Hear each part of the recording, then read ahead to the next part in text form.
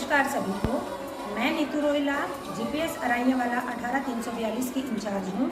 जैसा कि आप सबको पता ही है कि आज 1 अप्रैल से नया सेशन शुरू होने वाला है, तो इसी उपलक्ष्य में मैं आप सबको हार्दिक बधाई देती हूँ और आपके बच्चों के उज्जवल भविष्य की कामना करती हूँ।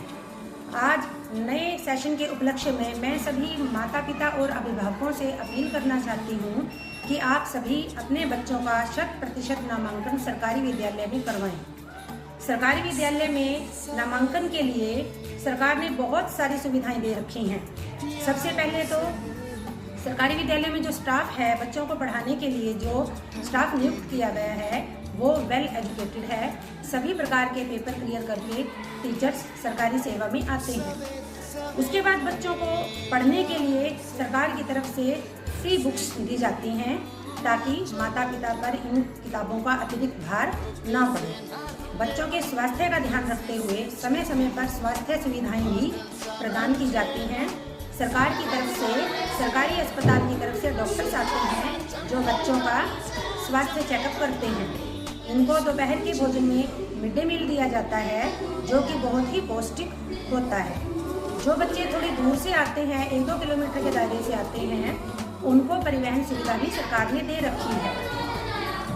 बच्चों के खातों में बच्चों की स्कॉलरशिप के पैसे आते हैं ताकि वो अपने वर्दी और अन्य स्टेशनरी का सामान खरीद सकें। बच्चों को समय समय पर अन्य स्कॉलरशिप्स भी मिलती हैं। बच्चों की पढ़ाई के लिए पहली, दूसरी, तीसरी कक्षा के लिए सरकार की तरफ से FLN की सुविधा दे रखी है, जिसके कारण बच्चे खेल खेल में बहुत ही आसानी से सब कुछ सीख जाते हैं।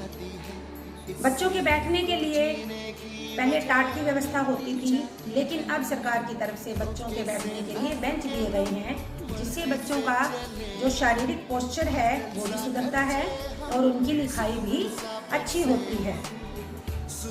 खुले व हवादार कमरे हैं और काफ़ी बड़े कमरे हैं, जिससे बच्चों को गर्मी व सर्दी का ज़्यादा एहसास नहीं होता। गर्मी में बचने के लिए सोलर पैनल लगाए गए हैं, जिससे बच्चों को 24 घंटे बिजली की व्यवस्था प्रदान की गई है। और डिजिटल बोर्ड के माध्यम से बच्चों को पढ़ाया जाता है ताकि बच्चे खेल खेल में और अच्छे तरीके से शिक्षा प्रदान कर सकें। मैं अंत में फिर आप सभी अभिभावकों से ये अपील करना चाहती हूँ कि अपने बच्चों का सरकारी विद्यालय में नामांकन करवाएं और उनके भविष्य के प्रति सुनिश्चित रहें। जय हिंद, जय भारत।